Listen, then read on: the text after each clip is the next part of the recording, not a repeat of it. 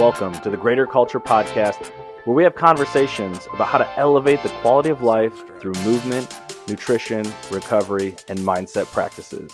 So welcome to another episode of the Greater Culture Podcast. Today, I am joined by Courtney Smiach. She's the owner of Rebel PT and Rebel Cycle as well in Fuquay-Varina. Really excited to get into some conversations around how she helps to elevate the quality of life in her patients, as well as some of the folks get a chance to come through her cycle class. So Courtney, thanks so much for taking some time to jump on the podcast today. Oh yeah, of course. Thanks for having me. I'm really excited to talk about all these things with you today. So you are a PT, also a cycle instructor. So love to get a little background on you of how did you end up as a PT and also a cycle instructor and finding your way to Fuquay-Varina? Yeah. That could be a long story. Like Chelsea said in last week's podcast, I'll try to give the short version of like the last, 10, 12 years, sadly, of our lives. I think we're all at that decade time frame now. But yeah, so I mean, in high school, I played, like Chelsea said, with her story, I'm pretty similar, played a lot of sports. And I wasn't one that had like that massive ACL injury or something that landed me in physical therapy for a long time that would have, sparked my interest. I was that chronic overuse athlete for sure, that I could keep playing, but always had something going on. And that just kind of sparked my interest as to, well, why does that keep happening to me or my friends and things like that? And I just was really naturally good at anatomy in school and the sciences. So kind of just, that's how I got my interest. In either athletic training or physical therapy was kind of what I thought about in the very beginning. So went on to Slippery Rock University. That's just north of Pittsburgh, Pennsylvania. It's a smaller school. And I did my bachelor's degree in exercise science. So that was my first go at, the fitness and science industry and kind of morphing those things together. Was a lot of physiology and the why things happen, all the nitty gritties of what's happening in your body when you're exercising, which I loved, knowing I wanted to go into PT at some point. So I did that. It kind of kept validating what I wanted to do. So went on to grad school again at the same university to study physical therapy. So that's how I got there. I guess the group fitness aspect was something I didn't expect while I was in undergrad. So we had a course one semester, we had resistance training, strength and conditioning, group fitness. And I was this shy little thing. I mean, if you looked at all of my, personality tests from my freshman year of undergrad, it would have been Courtney's mostly introvert, really shy, quiet kind of person. But group fitness is kind of what got me out of that. I mean, they were like, here's the microphone. You're going to get up there today and you might hate Zumba, but you're going to teach it. You're going to teach HIIT, whatever. And you better not miss the beat of the music. And I was terrified, but I was really, really good at it. And that's what kind of was like, I think that pivotal point of like pushing me out of my shell, which was awesome because then going into physical therapy, I kind of was ready to talk to people. I could put myself up in front of people better. So like for me, group fitness was more than just exercise. It was kind of a big growth period for me. I don't know if you can resonate with that as a coach. It's like you're pretty vulnerable and you're trying to inspire other people, but you have to work on yourself first. But that was how I got into group fitness, and cycling was just, I had to take a lot of group fitness classes for that class. And I tried a spin class and it was the first thing that really like gave me that runner's high or that feeling that I used to get when I played soccer all the time. I was missing that. So spin class was what I was like, yep, this is my thing. So I started teaching in school. So it was like I was after my PT degree studying hard, but at least made time to teach spin class a couple of nights a week. And that was kind of my outlet stress wise. So really that's where like the two things kind of just came together. I really loved group fitness and my exercise science background, but wanted to be a PT and kind of make sure I could always morph the two ideas together. So this business of Rebel, actually, not the name necessarily, but wanting to do both in one has been like a brainchild, I think, of mine since undergrad, really. So Yeah, I love the combination of the two because on the one hand, you get to help people, whether they're recovering from injury or trying to get back to a level of health.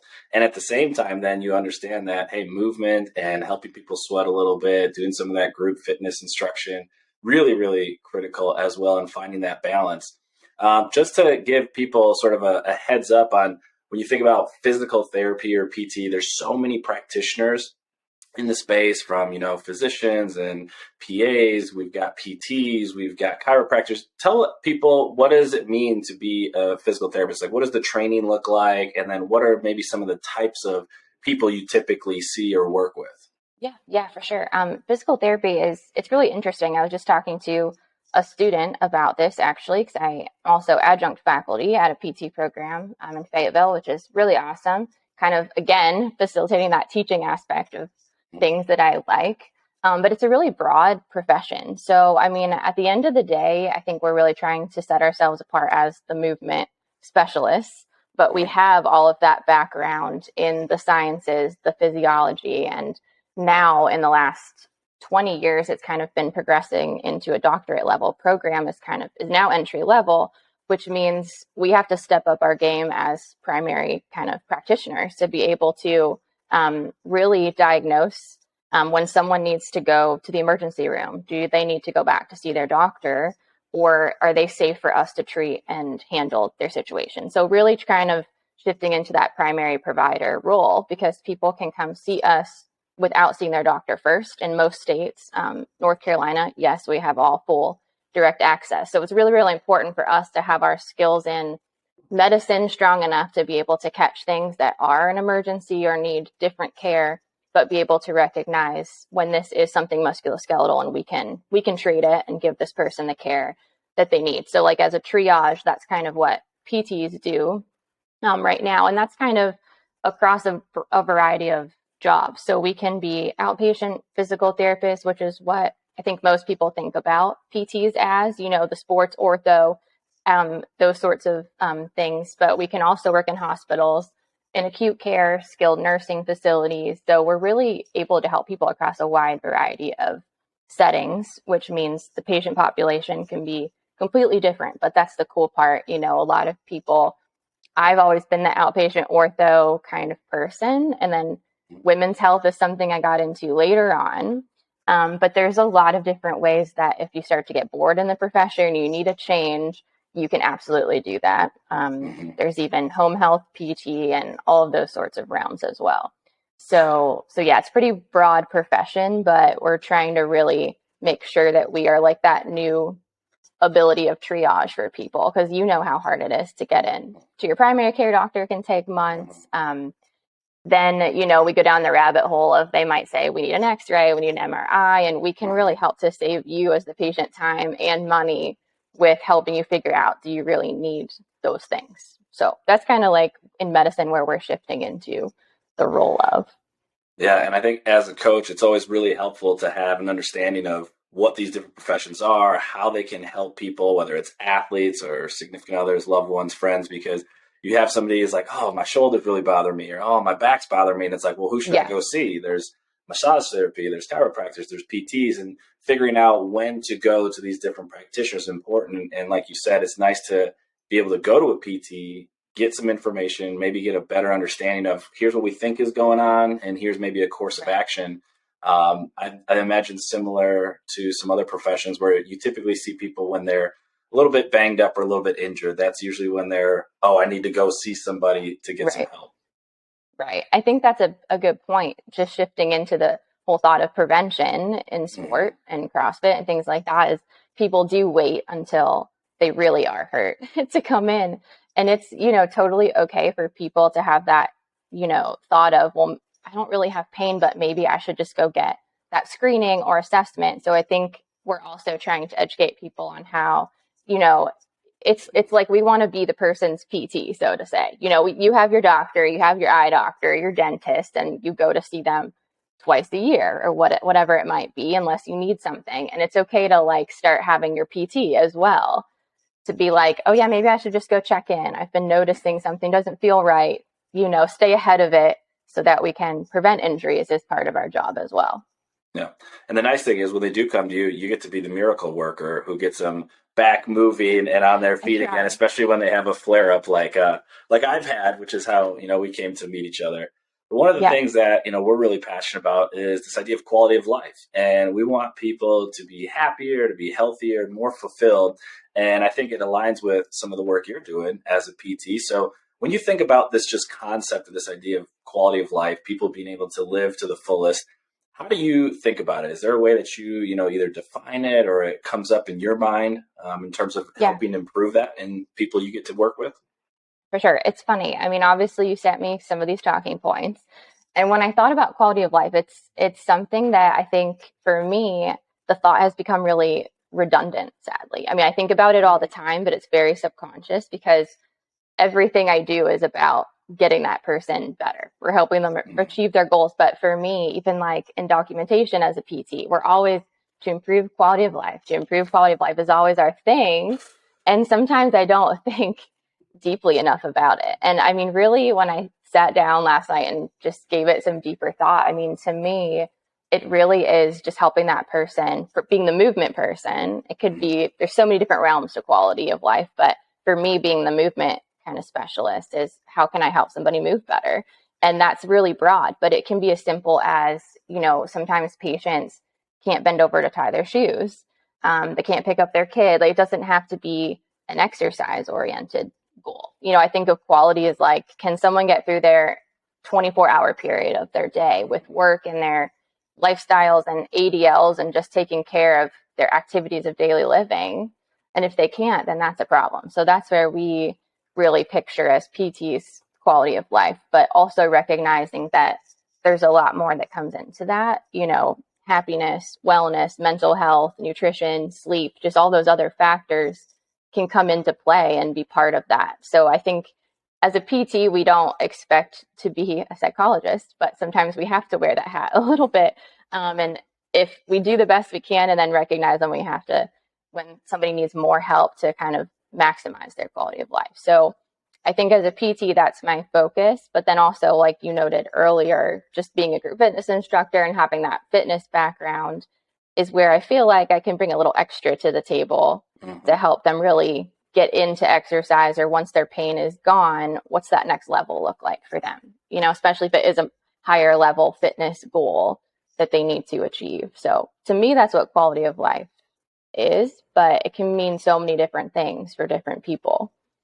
Yeah, it's funny that you mentioned this idea of quality of life based on your role, and what you're trying to do is take people from maybe some disability or things that are challenging or injured to back to more abilities and being able to do your regular daily lively activities. But at the same time, then there's people who maybe want to strive for more than that, and they want to be able to not just play with their kids, but also enjoy going for a hike or doing whatever is asked of them movement wise. And I think that's the vast majority of the population, and just figuring out how we move that needle just a little bit. And so yourself as sort of the movement expert, like you said, when you think about improving the quality of life of people, how does your role, or how do you see that sort of fitting into the mix? How do we help people to not just be able to get through their daily activities, but maybe even go a little bit beyond that to be able to handle whatever's thrown their way?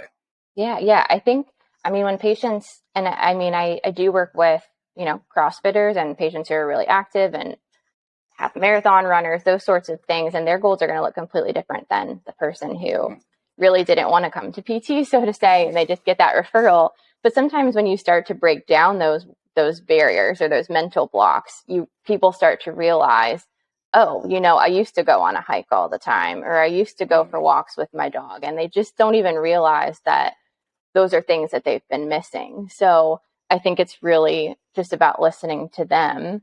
And for, being the PT, the number one goal is get their pain down, help them figure out what their problem is, and then what's the path forward. How are we going to lay that out for them? But sometimes their goals stop at, I just want to be able to go to work or sit at my desk and be not in pain. But they forget about sometimes those other things that, going back to quality of life, brought them happiness in the past, or that they've kind of just gotten used to not doing anymore. So I think that, like you said, that's my main focus as a PT, is helping them. But then just as a person, being that person in their court and rooting for them of like, well, is there anything else that you want to do that this pain has been stopping you from? And then they kind of start to reflect and realize they've been missing out on a lot of things. So just being that guider for them. And if there's something that I can't help them with, making sure they get to the right provider or the right coach or team or fitness facility that can get them there. Yeah, I think that's certainly something I've noticed too, is I think people become out of touch or not even aware of how good they might be able to feel, what it actually feels to be able to move in whatever way you'd like, or be able to do all the activities you want. And sometimes we've been away from that for so long that you're like, I just want to get through the day, be able to wake up and go to bed without too much pain. And then you're like, there's a lot more that you're capable of, or you could experience, especially if you focus on some of those factors, like you said, beyond just movement. And so I think that's really cool to think about yourself as sort of the guide. How do we help get your movement patterns in a way that helps support what you want to do in your life? And at the same time, like, what are the other things that we can get you to strive for? We can get you back to baseline, but maybe beyond baseline is going to improve the quality of life even more, which I think is really cool. That's where that collaboration comes in, because I feel like a lot of times that's where PT ends. I mean, it shouldn't. I'm trying in my practice to have that flexibility to really help people get to their fitness goals. But, I'm at the end of the day, I'm not a personal trainer. I am not, a CrossFit coach. I have my group fitness and that's my thing. But like, if someone's telling me, okay, this is my next goal, I want to Olympic lift, I want to start CrossFit, or I want to run a half marathon or a full marathon, I can get them so far. But then where's that next place for them to be able to, like your goals with greater culture, adopt that lifestyle now? How can they keep that going? Especially, I view it as, yes, like you need to find that exercise modality or whatever form it looks like for you, or a variety of things, to not have to keep coming back to see me. We know if people are, hitting their guidelines, they can prevent disease, they can prevent injury and all that stuff, but they need that next provider, that next person to get them there. So that's what's awesome about, I think we can build their confidence enough to finally feel okay to walk into the gym that they were afraid of, or try that yoga class or whatever it might be. And then you guys as coaches come in to kind of help get them to that next fitness level once they're out of injury. So I think it's about just facilitating that lifestyle change. But like, better than anyone with your psychology background, it's just about where they are in that stage of change and just trying to meet them where they are currently and help them get to that next level. So. Yeah, I think, like you said there, the collaborative approach of, hey, there's people who can help support and get you where you'd like to be in all these different avenues, and figuring out when's the right time or the right place to work with those people. And I think one of the things that you said, that sort of resonated with me is, a lot of times you get to see people when they come to you at a low point, an injury, and we can get them back to health or beyond. But at the same time, like, there's things you can do proactively. And I've definitely learned that hey, there's things we can do to prevent ourselves to potentially experiencing injury, or at least put ourselves in a position where it's not as bad, maybe, because we're starting to improve just movement patterns or how our body functions. So I think that's really cool too, to think about how we can leverage and work together to bring the best information, experiences, and knowledge to people to just keep them moving along that journey. All right, so you have a lot of opportunities and roles to work with people as fitness instructor, as PT. So there's probably some things that get you really excited, or some of your favorite parts of the job. So what are some of those things for you that get you really excited with the work that you get to do? Yeah, like you said, I mean, it's going to definitely vary based on what I'm doing. And I kind of think of it as my 3 jobs. So, when I'm a group fitness instructor, when we opened last year, that was my first time teaching a lot of people who had never cycled before. So I could see there were new moms that were, maybe a few months postpartum, and they were trying to get back into exercise.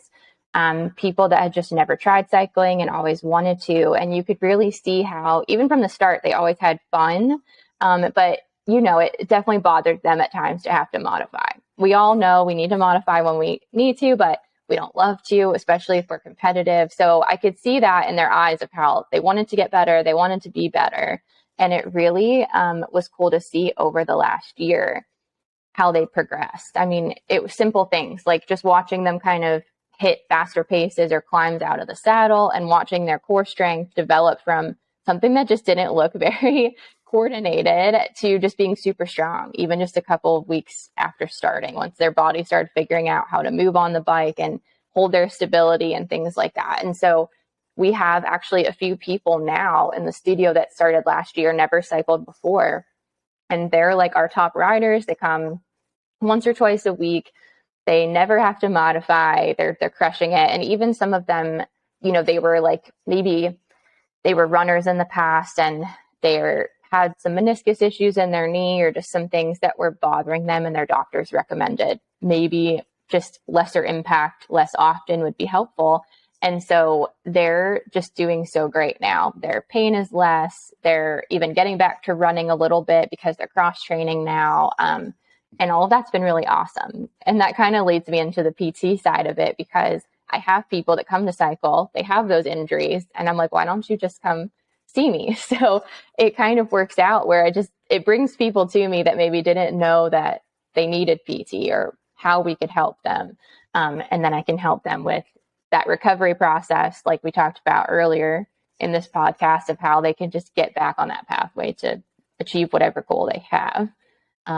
The other little, not little, I guess, it's just less hours in the week of as an adjunct faculty in a PT program. To me, I just love teaching and mentoring and just helping to inspire the future PTs of the world and to help them grow and be better.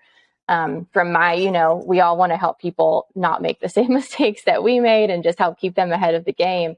And so that's really fun for me, is to watch a group of 40 something students go from that first day of PT school. And now some of them I started teaching a couple of years ago. So now some of them are out in the world and they're PTs and they're referring to me and I'm referring to them. And now we have this huge system of physical therapists to network with and help each other. So, that's just a really cool thing for me when you see those little sparks going off in their heads of like, oh, wait, I saw this in the clinic and now you're teaching me this. I'm putting those pieces together of how to diagnose this injury or how to help solve it.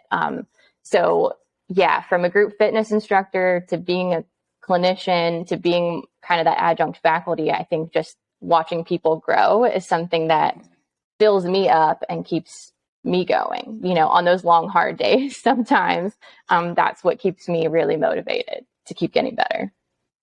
Yeah, I love that perspective of this idea of growth and how do we help that in other people, whether it's their movement journey, whether it's their educational or career path. So a lot of inspiration around how do we see people go from wherever they're at right now and just make small incremental changes to see what gets them excited, makes them happier, makes them feel a little bit more fulfilled. So it ties back beautifully to this idea of quality of life and just how do you continue to move the needle for people in that regard, which is something that, obviously we share that passion. And the thing that I'm curious of then is we're continuing to see people grow, but I think it's also important that, we ourselves are challenging ourselves and growing and figuring things out. So when you think about like some of the practices that you incorporate into your life that helps to improve your quality of life, I think it's always interesting to hear how different people align or create some of those behaviors that help them out. So what are some of those things for you that help you to feel like you're improving the quality of your own life? Yeah. Obviously fitness is one of mine. That would be my main thing. And it's interesting when I think you mentioned it already, maybe in the last podcast, and it's a balance you and Chelsea were talking about. That is something I think everyone is striving for, but for me, that is really, really hard. So that's kind of my new goal, is to, same as Chelsea and you guys, like, how do we find that balance across all the things we're doing, but putting our wellness first as well? So fitness is like my non-negotiable. That's my stress relief. It's my happy place. And that could be a variety. I try to I think for me, fitness is just being well-rounded. So again, I'm too nerdy with all of my medical knowledge to like get that out of the picture here. But I just want to be well-rounded. So we know that certain amounts of cardio a week are going to help to reduce the risk of heart disease and diabetes and all that stuff. So I'm really just trying to make sure personally it pushes me to just make sure I'm hitting those guidelines as closely as I can with, am I getting my steps in every day? Trying not to be too sedentary for long periods of time, and just making sure, like, I like to do a wide variety of exercises. So I like my cardio, I like my cycling and running. I do like the strength train 2 days a week or 3, whatever my time allows. And then trying to set that one day aside where I truly am either resting or just doing something for me. Like, that's kind of been, obviously I've done a lot of schooling and really been pushing myself the last decade to get here, which I've been thankful for, but I could feel that wearing me down. So I think, again, focusing on my fitness and not letting that slip behind is my biggest self-care. But my new thing has been, now that I'm mostly working for myself at this point, is there one day where I can just do something for myself? And it could be fitness oriented, like going to yoga with a friend is one thing I like to do on Friday mornings. This podcast is something new and excites me as well. Going for coffee and just sitting by myself and just not working, for an hour of my time is something I'm trying to focus on. Just that mental clarity, trying to just tune out the other things and just think about that moment is something that's hard for me to slow down and do, but I'm trying to just do that one little thing every week. And that's been helpful.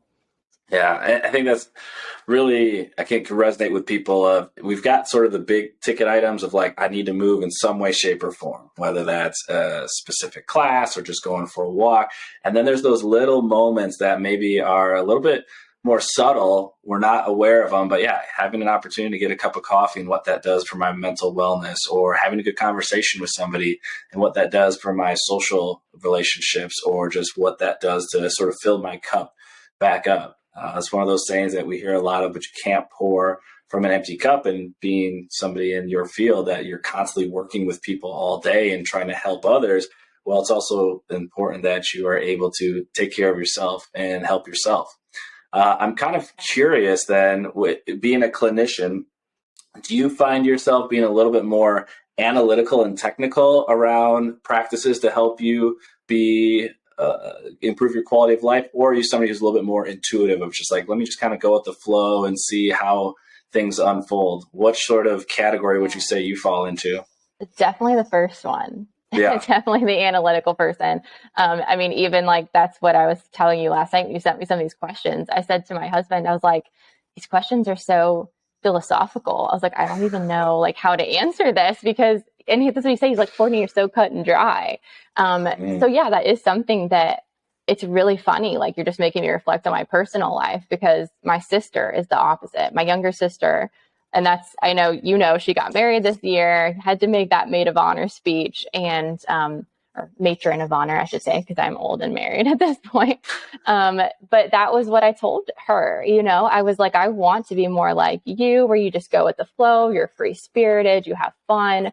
If that, that checklist doesn't get done, doesn't stress you out. So that's definitely something that I am not, and I try to be more of, if I can be. It's been a learning process the last 10 years of being more flexible and not sweating the small stuff for me. But yeah, my brain is very scientific, sadly. I can imagine being in the field that you're in, and I've seen and experienced it on both sides. There are people who love data and technology and wearables of like, am I hitting certain steps or sleep, or that's what I got my Garmin on right now. Yeah. And then others are just kind of like, we'll see what happens. Like, I got a little movement in, I ate some food today, I think I'm in good shape. And both of those are totally fine. Like, there's not a right or wrong, but it's helpful to have a little awareness on which approach you appreciate and which one you enjoy doing. And I think it is a reminder to the people like us to just be more flexible, because that is something that, I coach my patients on, like, hey, I know you wanted me to do my home exercises 3 days a week. I only did 1.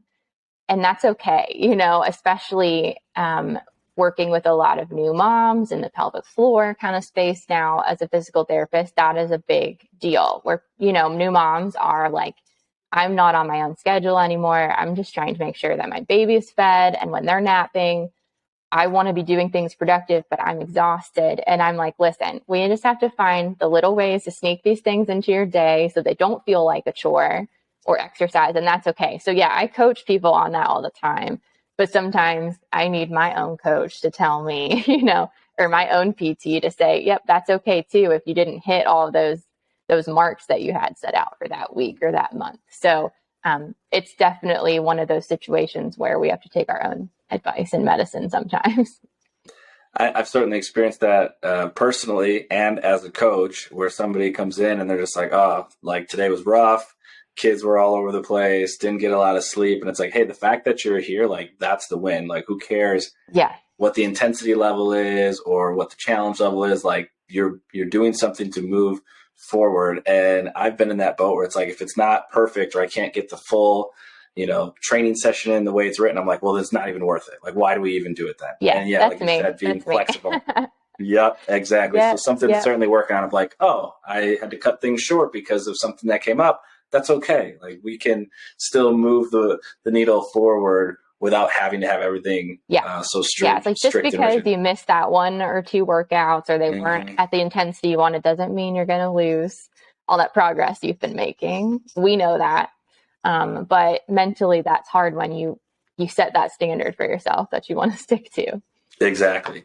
And so one of the things that I'm kind of curious of, because I think based on the experiences we have and the background we have, there's certain practices that we think would be helpful for elevating people's quality of life. And sort of coming from the psychology background, there's certain things I have in my mind of like, these are really, really cool and important pieces to help people. You being a movement specialist, I'd love to hear what are some of your practical practices that people can put into play if they're interested in enhancing or improving the quality of their life through movement, or if there's some other ones that you have that you've appreciated. Excited to hear those as well. Yeah. I mean, again, I want to stop being so sciencey, but that's like where I start someone when like they come in there, like I don't exercise at all. I don't know where to start. I'm overwhelmed. That's where like those, American College of Sports Medicine guidelines are nice to just say, hey, like if your goal really is to just be healthy and try to live, the best life that you can to prevent all of those bad things from happening, we know that this amount of exercise, we all know it, the like 150 minutes of moderate intensity, 75 of high, 2 to 3 days of strength training, 1 or 2 days of mobility or recovery, that's going to get those people that protection against disease and things that is so common in this country for sure with heart disease. So that's kind of where I start someone. And that in itself can look overwhelming on the table. You're like, wow, 150 minutes, how do I get there? But then you start to kind of put that into perspective. Like, look, that could be your one spin class could, depending on the intensity, almost hit 50 to 75% of that for your week. And just starting to show people how, one CrossFit class, one yoga class, or even streaming it online and doing it at home, you can really start to knock those minutes down really easily. So I think just when people really feel lost, giving them something tangible to work towards is helpful. And then they, come to me saying like, a lot of my patients aren't the healthiest and they have high blood pressure already. They have diabetes, they're on medication. And sometimes that's a goal to get off of those things if they can. And a lot can with those lifestyle changes. So I think one, just showing them those guidelines that are public knowledge for everyone to know. And maybe not enough of them really know it. So trying to educate is my goal on that. And then just kind of helping them design that training split. So that's like where my exercise phys background comes into play, I think, because I have patients all the time that are like, yeah, I need to start. I don't know how, or I already do exercise. I don't know how to fit my therapy into my week and actually stick to it. So I'll sit down with them, kind of like you guys do probably with clients or personal training and coaching is, okay, what does your week look like? What days do you work? What days do you want to exercise? What day do you want to be this form of exercise? And I'll sit down with them and I'm like, let's put it on paper. Let's program this out. And like you said, it's, I think, important to be flexible. And if they can at least do 25% of that goal, and then they can commit to that, and then they go to 50 or 7, they keep working towards that full achievement of how much exercise or whatever they want to do.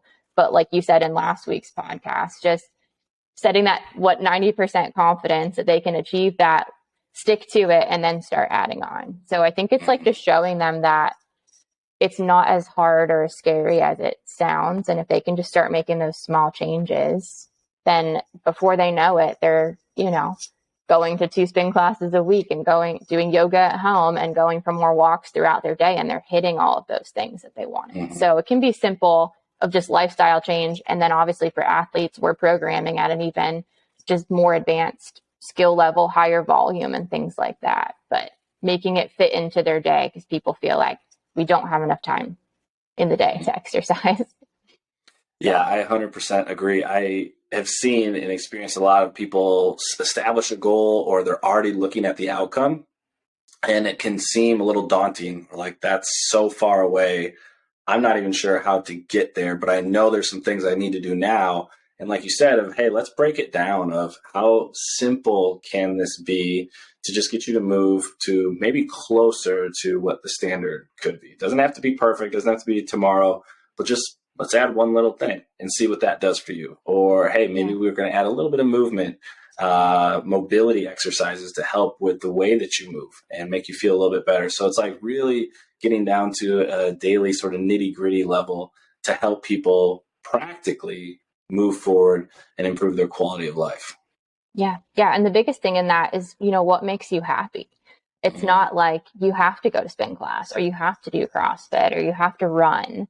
It's finding that mode that makes them happy. And, they should leave their exercise class or leave their home gym or their garage or their office feeling good about what they did. So it doesn't, it doesn't matter if it's Zumba, if it's CrossFit, if it's cycling class, whatever gets people to move and helps them feel happy doing it is really what I think is the key there. Yeah, if people are happy, that lifestyle. 100%. If they're happy, if they're having fun, they're 100% more likely to want to continue doing that. And it's funny, the language and the words you use there, something I like to tune into, but how many times do we say to ourselves, I have to do this, or I need to do this, versus, hey, I get to do this. I have an opportunity to go work out in my garage gym or go to this class or go for a walk around the neighborhood with my kids. Like, I get that opportunity. And you'll start to notice sort of the shift in how it just changes our perspective. It's not this to-do list of like, if you don't do it, you're a bad person or you're not living up to the standard. It's more like, hey, we get to do this. How cool is that? Yeah. So it's interesting that and they want to, they're looking forward to it. So exactly. Yeah. So one of the things that is important to us, or when we start thinking about this idea of quality of life, sort of these pillars, if you will, with greater culture, is we like this idea of having purpose for what you want to do. You've got principles that sort of guide or influence how you think about what you want to do or some of the goals you have. And then there's practices. What do you actually do on a day-to-day to help move the needle? So always interested to ask people if there's any sort of principles, standards, things that sort of guide or influence the way that you think about in your life. I already heard some of those practices you love, like you love adding movement consistently to your day, but thinking about a little bit more philosophical, like you said here, are there principles, standards, things that you're like, this is kind of the way I organize or think about how I want to improve the quality of my life? All right. So this is your toughest question of the day for me, being this analytical, very blunt thinker here. And just so you know, in college, I'd say my most difficult class, despite all the chemistries and anatomies I had to take, was creative writing, because my brain could not do thinking like that. It's so funny. But anyway, when I did reflect on this, I decided to take it not in the fitness direction, since we talked so much about that already.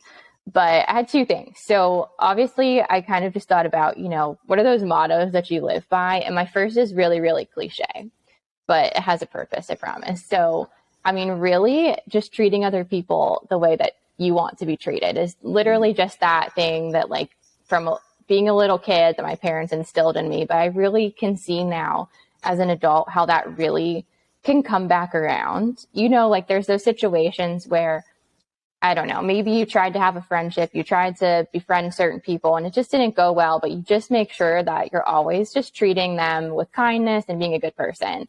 And you may not see it in the moment, but sometimes those people come back around in your life, or those situations circle back years later, and you're just thankful that you didn't step out too far and burn that bridge, or you were still there to help them even years later. So to me, that's been interesting just in my personal life and in business and my career, is just always kind of reminding myself of that. Something doesn't go as you expect, just still kind of making sure you're treating everyone the way that you want to be treated. And I think that can kind of flourish these friendships and connections that maybe you didn't see in the beginning, and things happen over time, and those relationships grow. So that was kind of my just like lifestyle thing. But something new that I'm trying to adopt, it's kind of funny because, I named the business Rebel PT for a lot of reasons. If people go to my website, they'll quickly see how in the women's health space of medicine, that's really driving that for me. There's a lot of different meanings behind it. But number one, it's especially about women's health. There's a lot of issues that get really overlooked in the medical field.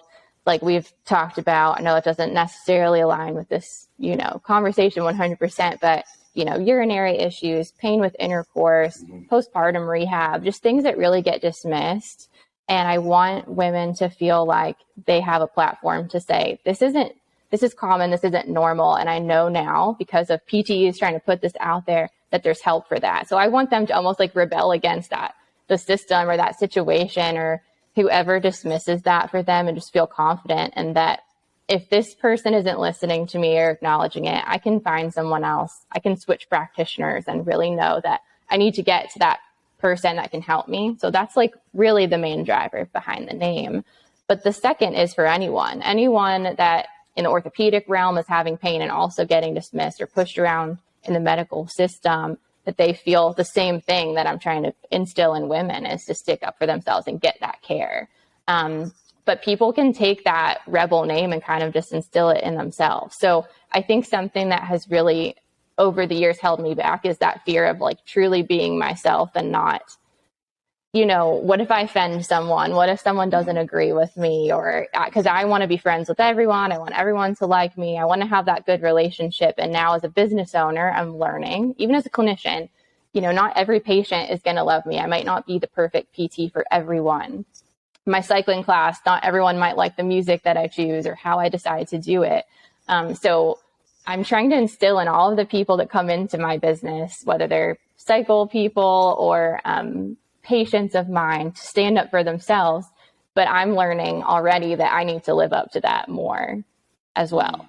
Someone said this year to just be unapologetically yourself. And I'm like, I really like that, because you're gonna kind of build your people and your team and your people that follow your business and want to be part of your community if you're really truthfully who you are. So trying to get comfortable with that now. I'm trying to make sure other people do that for themselves, but I need to also make sure I'm doing that for myself to set that standard moving forward. Of like, don't be afraid, stand up for what you believe in, be confident, own it really, and just really kind of put yourself out there and be comfortable with it. And the more I do that, the more I can see I'm meeting the right people and things are starting to grow in a certain direction, if that makes sense. Mm-hmm. I don't know if that's too philosophical. I was trying to get in there for you.